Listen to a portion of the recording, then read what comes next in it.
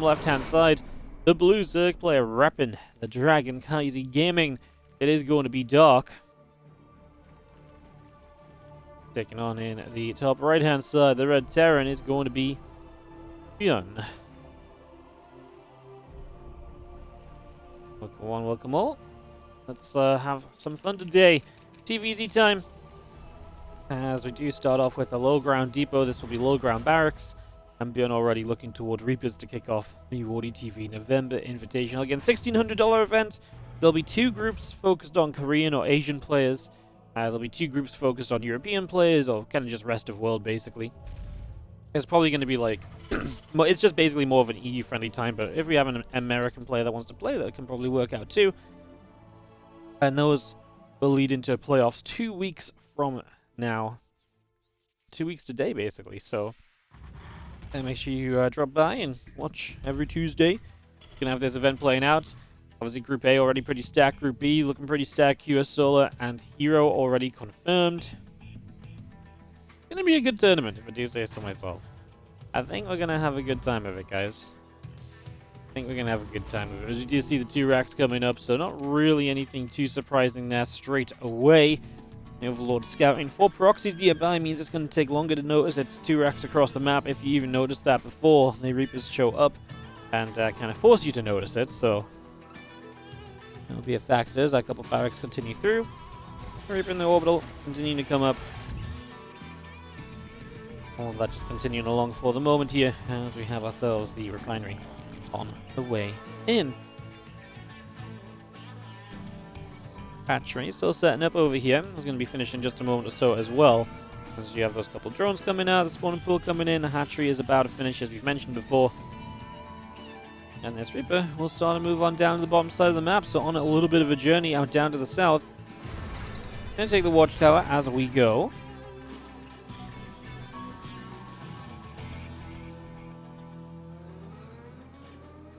Let's move all the way across here as we dive into the natural. Grenade goes down and drone takes some damage. Lings will start to take some shots.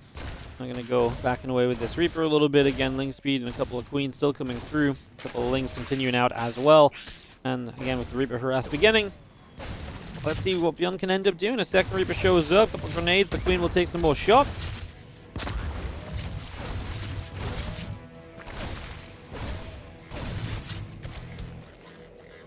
Taking a lot of shots in the end. The Reapers actually end up backing away and coming over to the third hatch instead. Just going to start nibbling on that. The Reapers will begin to knock through this hatchery. Take that down in the next couple of moments. As again, the Reapers, 3 of them on the way at a time. So 3 racks, a little bit more aggressive from ByuN. As we very narrowly lose a Reaper there. We're getting close to losing a Queen, but not as worried immediately about that because the Reapers would have to really commit for it. Obviously, they really want to at some stage. We're dancing with really danger. I mean, low HP Reapers are coming back into play multiple times over. Come on, it's actually ridiculous what ByuN does sometimes. How is he getting away with that? It's not really fair. It's a lot of Reapers that were surely about to die that have just not quite gone down. That was ridiculous how low HP some of those Reapers were. And yeah, great micro from Dark as well. Somehow, neither player has lost a unit in the game. That might be one of the best Reaper Ling Queen micro wars we've ever seen. Because nobody lost anything. And I know ByuN put a lot of his damage on the Queen, but he only does that because he really believes he can get the Queen as well, right? And Dark never even letting his Lings take, you know, a couple of shots of damage just as they chase even is kind of impressive. So that's really kind of a crazy way to begin things. Marine pops out here, is going to go nibbling through that Overlord, which has taken quite a few shots of damage. So Overlord taking some hits. You got the extract coming up, a few more drones on the way. The Overlord still coming by. +1 attack, Stimpack, and the factory coming up on the side of ByuN. So all of that continues through. Again, that factory is about to complete. We've got all them Reapers just hanging around, just at the front, holding about on that depot for a little bit as well. Failing Nest on the way out. +1 attack, Stimpack coming through. The Starport's already on the way in as well, so we're bringing all of this into action. Those Reapers still joining together.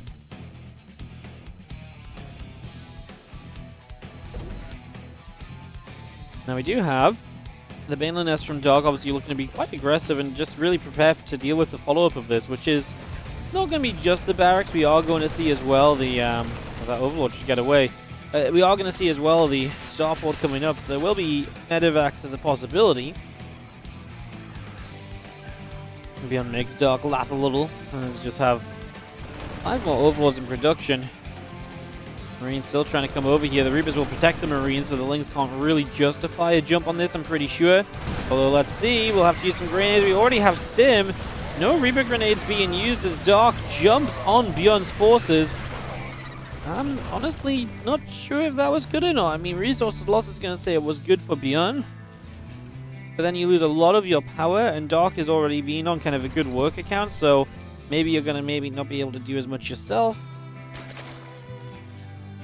That's kind of crazy, man, as our Lings are going to come back around the left-hand side. 12 of them continuing up. Hatchery still on the way through. Reapers and Marines are going to come down the right-hand side.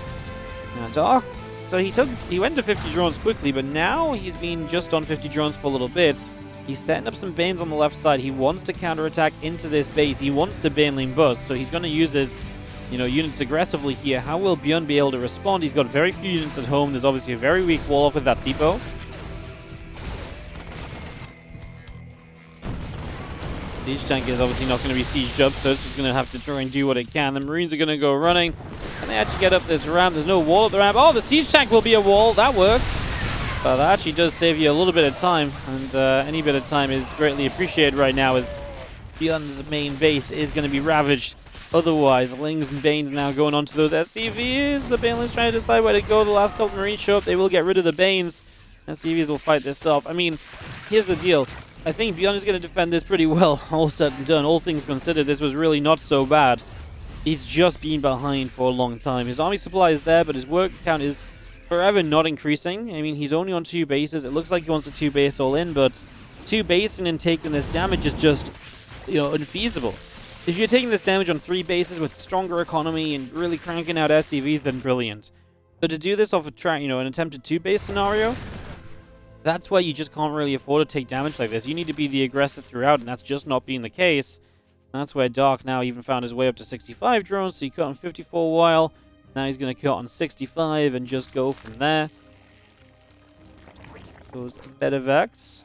It's going to come back around once more. Grabbing a drone. A couple of Banes get targeted down, actually going to lift off.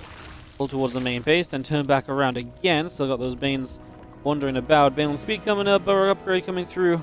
Melee upgrades continuing to come out as well at the moment, as you just see 18 more Lings in production. The army of ByuN moving out to the center of the map.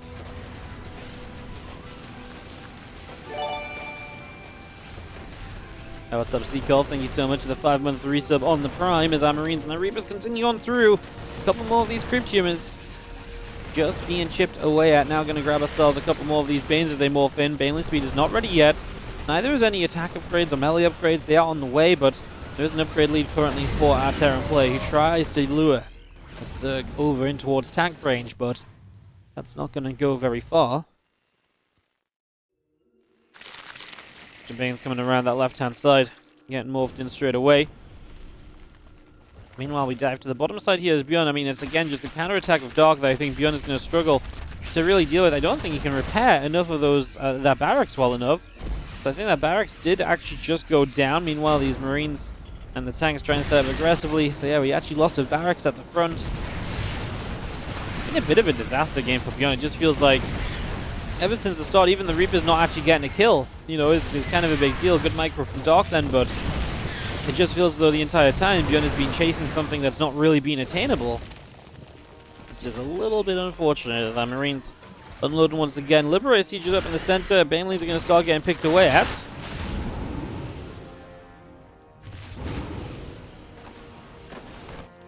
Just going to load up, moving over here. The medevac coming down that left-hand side. We do get rid of a good few Lings. The positions of ByuN definitely being annoying, definitely trying to be as much of a frustration as they can. Definitely trying to be of aid. As he is going to knock down this hatchery. That's a 4th of Dark, so Dark is going to be having to take the top left base as his 4th now. It's on the way up, but maybe becomes an issue. Then gets rid of a creep tumor toward the front as well, so also able to knock that down is just a straight up bonus. As these medevacs continue to boost about, 2 melee upgrades continue in, 22 more Zerglings are coming out, the Hive is on the way up. Means pop across, they're going to get rid of a Zergling straight away. Just going to see the rest of this Ling Bane Queen joining up as well.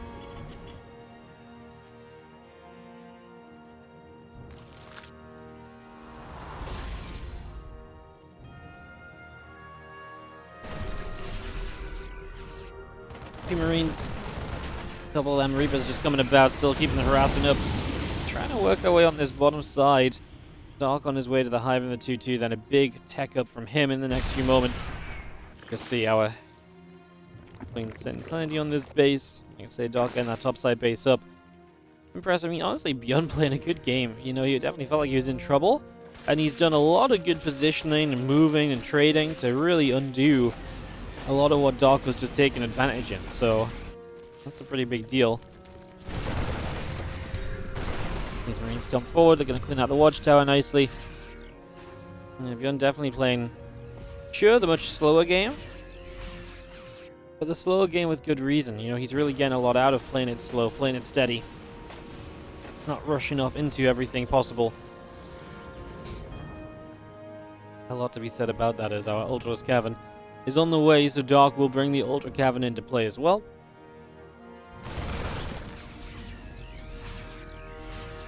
Nice bridge for him into some later game tech. He's going to have melee upgrades, playing very Ling Bane heavy right now, so the Ultras are a nice addition. Some of those burrowed Banelings well placed, just very aggressively placed too, just 5 of them down a ramp here that you might just walk down with everything as the Terran. It's the sort of thing where it's almost so obvious, no one does it. And that's possibly why it works. So Dark, I mean, also just difficult to get Banes, you know, burrowed in that place without being seen, but that's how preemptively he got them set up, so Dark kind of wants to maybe force a bit of a fight. We're actually going to unburrow those Banes. They end up eating a Widowmine shot as Dark just runs into this position, so he clearly feels like this is his moment. There's a lot of tanks sieged up behind this, and I feel like Dark just pulled the trigger on something that was not meant to be, honestly. That does not feel great. There's a couple more Zerglings going down. The Baneling's still rolling across. 7 SCVs already going down. But, I mean, Dark is going to have to rebuild, and he's already used up most. Well, actually, he has 15 lava left, so he does have lava left to use. He does have money left to use, but that was just such an unnecessary fight, no? Like, this really just came out of nowhere. I don't understand why. I just don't understand why Dark decided to take the fight. Dark does this sometimes, actually. I remember a couple of fights lately where it feels as though Dark just kind of jumped on and I was like, whoa, how did you ever expect Ling Bane to work there? I understand it's frustrating, you can't really do damage that you want to and so on and so forth, but just the kind of move that now puts you behind, and you know, you're about to hit Ultras as well, so even that would have been a nice addition. Widowmine's here, we split and we don't do too much. So you can see our Marines dropping into the main base, so ByuN going to ramp up the pressure on this side. The tanks here as well. This is the position that's been set up the entire time. Is now ByuN working his way through a hatchery top left as well. Ultra Cavern gone, so if there was ever an intention of using that, it's just not going to be used. Now the Lings are going to be in short supplies. The spawning pool has fallen as well. These last few Reapers going to trade out at the very end. They are, well, they've definitely served their purpose in the end, I guess. I mean, they helped protect some Marines. They took a bigger fight. They were already kind of the remnants of the initial Reaper play. As ByuN is feeling the momentum he's got, Dark really just, well, he just made a massive misjudgment. As that is a big deal, though. This is a Nidus network that's going to go up unchecked. ByuN not aware of it, and he's completely moving across the map. So this could completely break down ByuN's momentum. It's going to give a lot of advantage back to Dark as burrowed Banelings are going to go off. Dark is going to start streaming Lings into that main base. ByuN begins to pull back. There's no orbital here. It's lifted off to fly away elsewhere.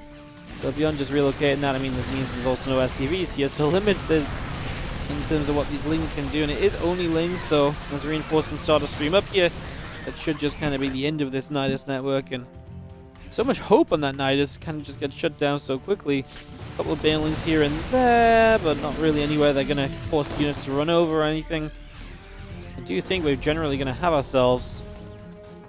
I mean, ByuN is just 20 supply ahead and looking comfortable because of it, and that really is, again, all down to Dark. Just kind of top, we're going to take down a couple more Lings.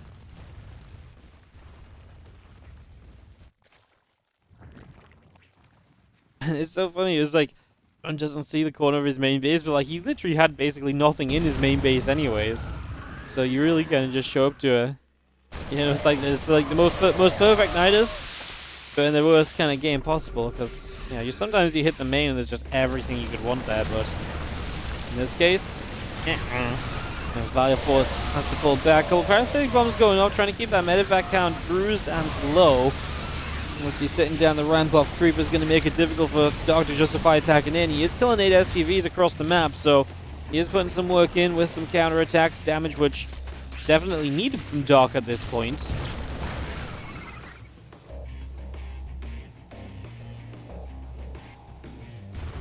Bio comes in, cleans up those couple lanes. We'll see the higher Night's Network coming through.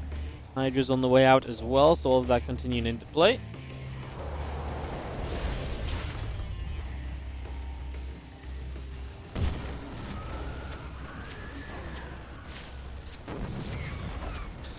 I like what we're doing with these Nidus, is just causing trouble, right? Making your opponent look all over the map, you know, making your opponent kind of play around different places. This is what Dark can do to, again, disrupt that momentum of ByuN. That's why he did so brilliantly earlier to take a lead in this game, and now he's looking to do it once more as ByuN tries to dive in here. It's a good parasitic bomb. There's going to be more on... I love what he's doing. He's targeting the higher HP medevacs, and it's just likely that exactly that happens, that, you know, the higher HP medevac will then take full parasitic bomb damage, but still splashes down the lower ones.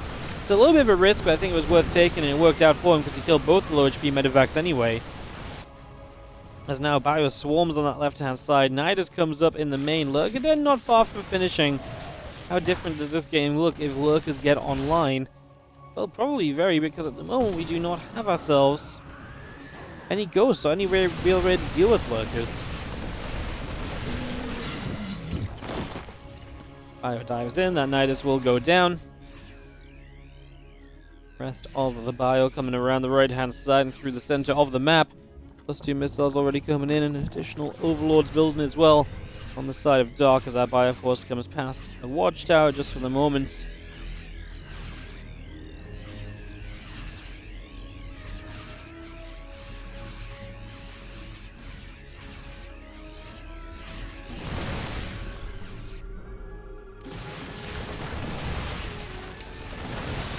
Bio press forward, couple creep teams going down.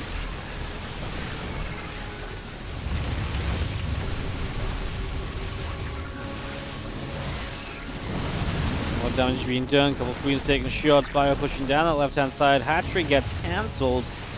Queen taking some extra hits as well. These Lings starting to move forward. Ling's Bane's going to run on in. Bio having to keep on cutting backward. ByuN still trading decently enough as he tries to find himself a Viper there. The ByuForce getting surrounded. Parasite bombed as well. ByuN's supply is not doing enough, and we're actually genuinely going to get to Lurkers now as Dark. If Dark gets to Lurkers, ByuN is going to have to change his pacing. Not sure if that's the sort of thing which ByuN wants to do, as these Lurkers burrow kind of on their own, but apparently good enough. Terran Army backs away. Meanwhile, SCVs are dropping slim as we do have ourselves Dark really pushing all over the map. Adaptive Talon's on the way to make these Lurkers even better than they currently stand. This has been a wild opening game of this best of 3, that is for sure.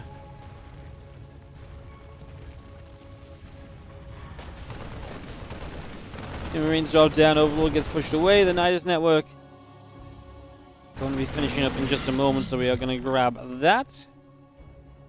As the Ghost Academy continues through as well. It's bringing that Ghost Academy up and online. Extra Marauders on the way, the Medivacs as well, all of that coming up. Marine is just going to take down an Overlord there. Going to take a moment to grab that.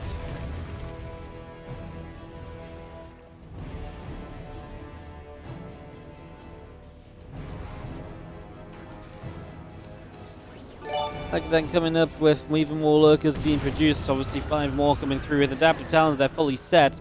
You now see the Ghosts on the way here from ByuN.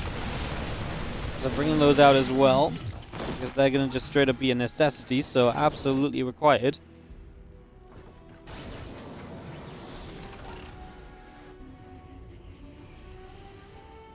Medivacs and the Ghosts just going to go pushing out. The army continue to head into the center. What's up, ZG? Thank you for the 86-month resub. So Lurkers will reposition once again, and there's Bio4 still just taking positions. Dark back in the supply lead of this game after that absolutely butchered attack earlier on that we saw from him. That's just about 10 minutes ago now, right on the left side of this graph. That was the awful fight from Dark that really reset this game, and since then we really saw a flurry of ByuN aggression just hitting across the map again and again, but Dark finally stabilized, and you know, so often the fight up to Lurkers, and once you get to Lurkers, really the game kind of changes in that moment, right? And that's pretty much what happens here. Is a few SCVs we'll go repairing up this orbital command, tank shot just hitting a few of those blings, hitting some SCVs down with friendly fire as we go, unfortunately.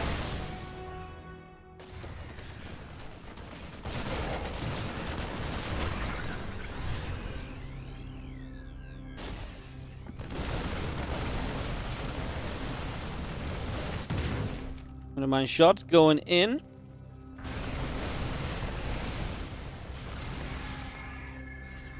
Continues about. Lings and Bane's going to move around the bottom side. We do have our bio setting up. See the spores still getting going as well. So all of that continues through. Just going to sit there. Ghost ready to fire. And +3 missiles about halfway done. A couple spores still building. Bio army moves up to the high ground. SR pulling back, then Baneling is starting to get forward there. Bio continues to fight. Few snipes continuing on in. We're using a couple more Lurker planes firing up, and the Bioforce getting pushed back again. Being able to really, you know, break through. 22 minutes DP on Alkaini. Good so far, as we just have a few more Lurker shots coming down. That's a massive fungal! Oh my goodness! So many ghosts actually died from it as well. This was not just a fungal that kind of went off and was like, oh, okay, there's the fungal. This was a fungal that went off and really followed through on top of it, so that was huge. So many ghosts just died. As Dark is once again across the map, this orbital. This was the main base relocated, by the way. That's why it's just an orbital. It's being consistently under fire. Dark punishing ByuN for the choice to send his orbital there, rather than just making a new CC and building in a planetary fortress.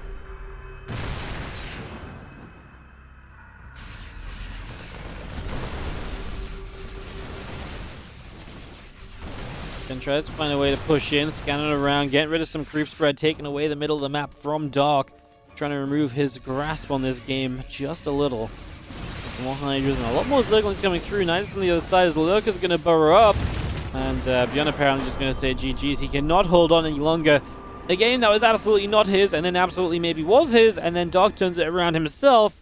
A fantastic way to open the day here in the WardiTV November more than anything else. It's top left.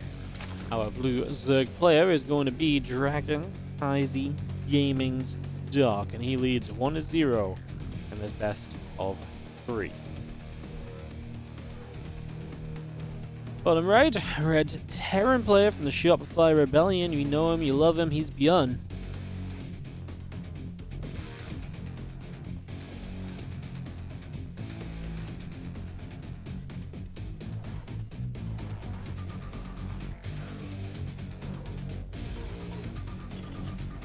Game number 2.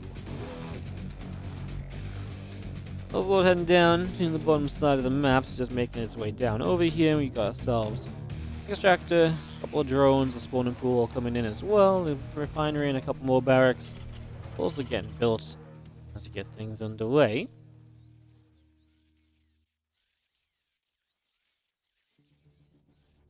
Can I call ByuN and ask him to play Turtle Star with Battlecruisers and Ghosts? Sure. I mean, why not? Hello, ByuN. Yeah, we've got a request from the viewer. They want you to build battle cruisers, ghosts, and a turtle. Right? Got it. Okay, I'll let them know. Alright, guys. I have no idea what ByuN was saying. He's speaking Korean. So no idea if he knew what I said. No idea if I definitely don't know what he said. But yeah. Hopefully you guys can hopefully the message got across. Let's see. I mean, he's open in Reapers, but that was pre-phone call, you know. That was pre-phone call. Maybe now he'll start changing his tone. He'll be like, "Hey, what's up with the Reapers? Why?" He's like, "I understood one word. He understood battle cruiser. Okay, maybe."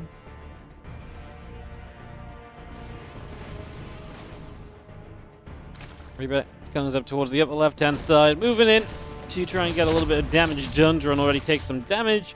Fueling's coming up, the link speed is coming out. Let's just have ourselves the refinery. Sorry, the Reapers continuing to build. There's an extra racks behind this. This time it's 2 racks Reaper, but then a 3rd rack still to follow up. So still a fast, big bio follow-up here. These Reapers hop up to the high ground. The few Zerglings will start a chase. The Reapers go back around. Another grenade. Reapers get bopped away. That will be that for the moment as the Reapers escape out the center of the map.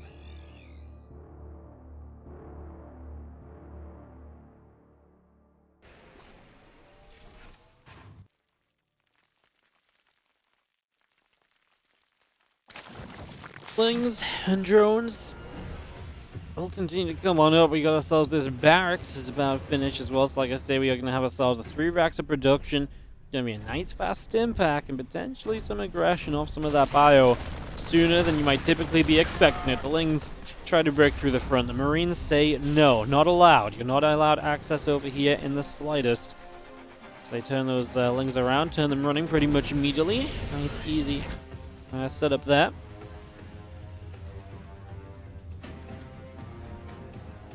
Drone's still producing, the Queen's still on the way, orbital command and factory coming through the reactor as well, stim packing a few more Marines. Continue to build on up, just for the moment. Continuing to get that on the go as our extra Marines continue to build. Factory in the engineering bay will come through as well.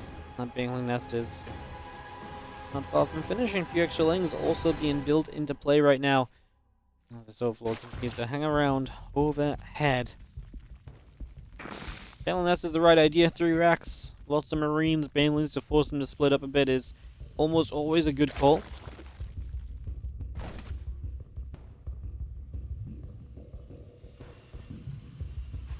Especially when there's no medevacs, the Marines can't just lift, target 5 Banes and lift up when they get close. The Marines have to respect the Banes a little extra because there's no medevacs as a getaway. And I think that part especially is actually a pretty big deal. I think that part especially has a big impact on how this sets up and how this plays out.